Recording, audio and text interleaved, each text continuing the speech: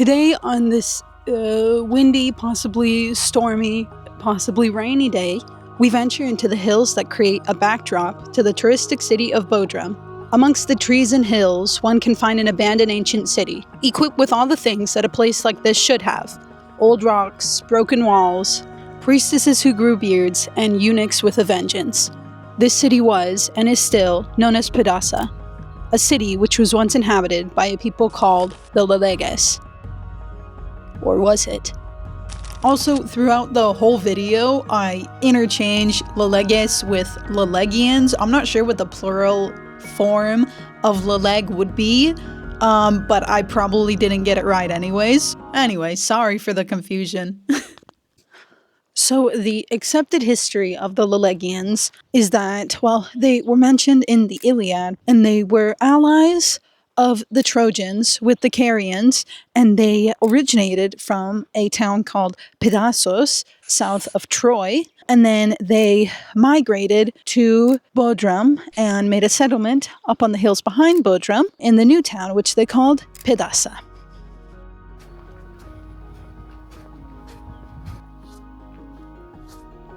When I was researching this, I was kind of flabbergasted because I was researching the Lelgian peoples, but there's not like a lot of information on them. And so I looked it up and I found this article by Jana Mokrišová. And in the article, her argument is that the Lelgian people never actually existed. You might be asking yourself questions like, well, if they didn't exist, then who lived here? Who is this Jana Mokrišová lady anyway? Can you actually read? Well, I don't have time to answer now. I've got to get going before the storm picks me up and flies me over to Greece. All you need to know right now is that the Carian people were a tribe that inhabited southwestern Anatolia, including modern-day Bodrum, and that in the hills of Bodrum, another tribe is alleged to have lived. These people, called the Lelgians, had a particular construction style and built circular tombs like this one here. The Carians and the Lelgians may or may not have been the same people.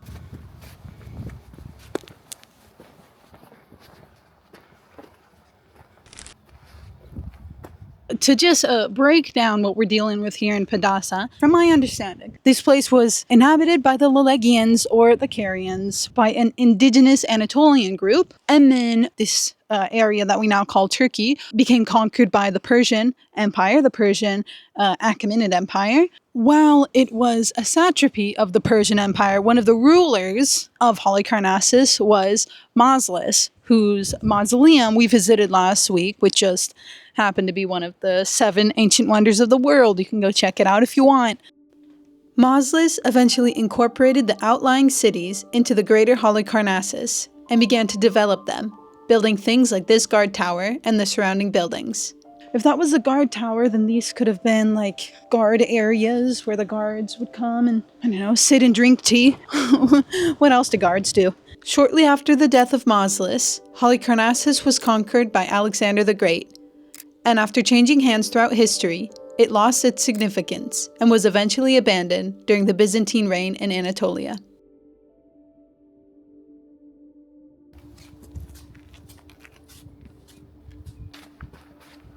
Oh my god, it got really, really hot and now I'm baking. But it appears that we have come to the Temple of Athena. So the temple was built during the Archaic to the Classical period. It was dedicated to the goddess Athena, the warrior goddess, which would make sense if the Lelgians were known as a warlike people, as accounted by Homer. Then it would make sense that their patron goddess would be Athena. They found terracotta masks and figurines, which were probably votive offerings. So like people would come to the temple, they would offer one of their belongings and dedicate it to the god or goddess to gain favor from the god or goddess. Look at this tree. I'm like Tomb Raider, but with 100% less boobies than Angelina Jolie had. That's the only thing I remember about the movie. And according to Herodotus, there were also the Pedassians, who dwelt in the inland country above Halicarnassus. When any misfortune was about to come upon them and their neighbors, the priestess of Athena would grow a beard, And this happened to them 3 times. And now we are walking up to the acropolis.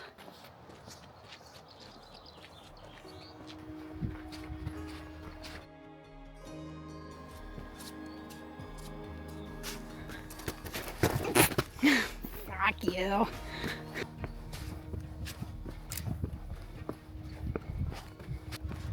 We have come to the steps of the acropolis, and look at how treacherous these steps are. I mean, could you imagine living here in ancient times? You come up, maybe you're sent by statesperson of Halicarnassus to come here to Pedasa, and you walk up the hill, trek up the hill, just as I did. You come, you pass the guard tower, you walk by the temple of Athena, maybe you hear hymns or smell incense. You walk along the road, come up here, walk by the meadows with the sounds of birds and bugs flying all around you to the foot of the acropolis. Walk up these steps here just to get something stamped. It was probably just as mundane as that. I mean, there could have been like interesting things going on here, but this was the administrative center. So they were writing documents, getting things stamped. You would get a shipment of a tablet for some king or queen that says, how many bales of hay do you have left? And, it was just as mundane as our lives are now, and just as interesting and bizarre as our lives are now. Speaking of the absurdity of ancient times, I guess I can tell you about the story of Revenge of the Eunuch. Just for some brief context, a eunuch is a man who is castrated. I actually recently learned that sometimes just the testicles would be snipped off, but sometimes it was the testicles and the whole thing. I didn't know that. According to Herodotus, Hermodamus, born in Pedasa, was kidnapped and castrated by a slave trader named Panionius of Chios. He was sold to the Persian Empire, where he worked his way up through the courts and eventually gained power as well as the favor of King Xerxes as his favorite royal eunuch. One day, while campaigning alongside Xerxes in Sardis, Hermodamus meets Panionius on the street by chance. He lures Panionius and his family back to his home, and according to Herodotus, says to Panionius, "Tell me, you who have made a livelihood out of the wickedest trade on earth, what harm had I or any of my forefathers done to you or yours, that you made me to be no man, but a thing of naught? You no doubt thought that the gods would have no knowledge of your former practices, but their just law has brought you for your wicked deeds into my hands. Now you will be well content with the fullness of that justice which I will execute upon you." After these fateful words, Hermodamus exacted his revenge, and had Panionius himself castrate all 4 of his children, and then had his children castrate their father. Herodotus says of this event, Hermodamus, who came from Pedasa, had achieved a fuller vengeance for wrong done to him than had any man whom we know.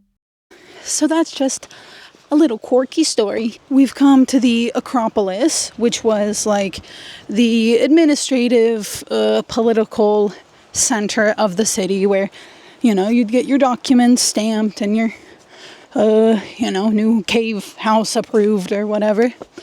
Right here, there were various administrative buildings.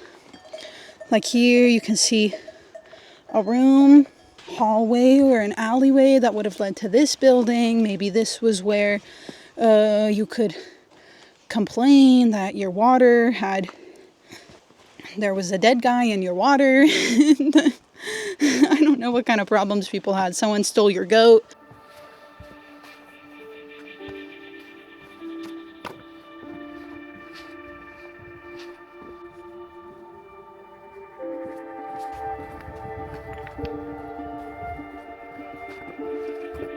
Interesting little area down here. Let's see. And then we have another entrance into the city. So this could have been the west entrance. We have the walls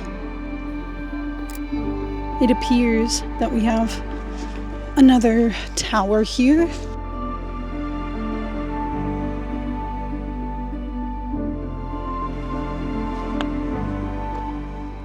We've come here to the guard tower that would have overlooked and guarded against invasions. That's actually why Lelgians were characterized by their hilltop fortifications, because from here you have a fantastic view of all the people who are trying to come and kill you.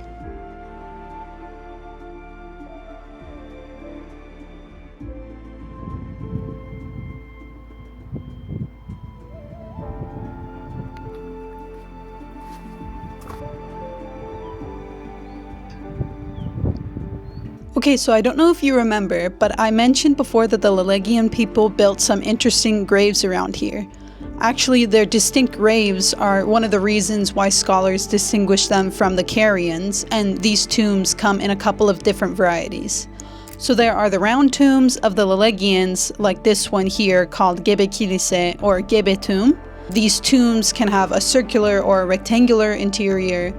Also, some of the graves are tumuli, which means they are burial chambers buried under earth or stone. Now, tumuli are not unique to this part of the world. In fact, they're found all over the world. But this awesome website, vici.org, said that there was a tumuli close to here in Pedasa, so I'm going to try and find it now.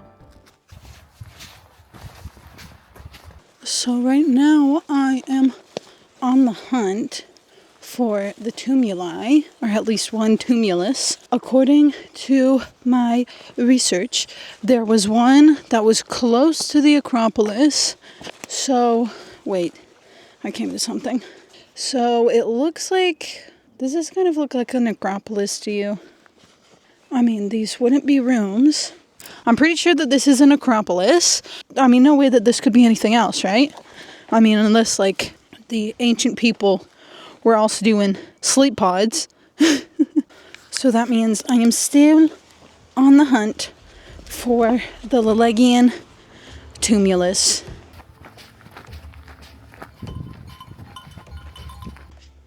I just looked on the map again, and it appears that the tumulus that I was referring to is on the hill adjacent to where the guard tower and the temple were. So I'm gonna go look.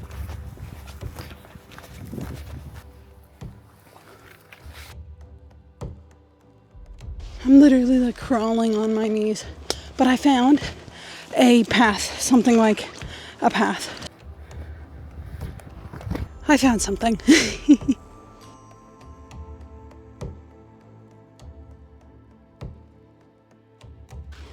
Okay, I think we made it to the tumulus. From above, it looks quite man-made. There's also a bunch of X's everywhere, which I hope that's not some kind of like satanic thing. I'm gonna go out on a limb and say that this is the tumulus. It's like a dome shape here. You see that it's like sloped in a circular manner.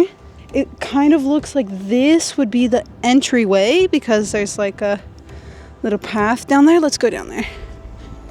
I'm not sure. This doesn't look like an entryway because there's no entrance. Okay, so I realize now that the tumuli and the graves I was looking for are different. Like I said before, the tumuli are not unique to Pedasa, and I wanted to see the tombs that might literally have created a race, but this wasn't what I was looking for. This is just a tumulus, which you can find anywhere. Anyways, it's Yaku from the future and I messed up. So when I was looking at the aerial view of Pedasa while I was editing the last video, I realized that I missed an absolute gold mine on the back of the hill of Pedasa, so behind the temple. So tune in next time to see if I get cursed by a 3,000-year-old Lelegian mummy.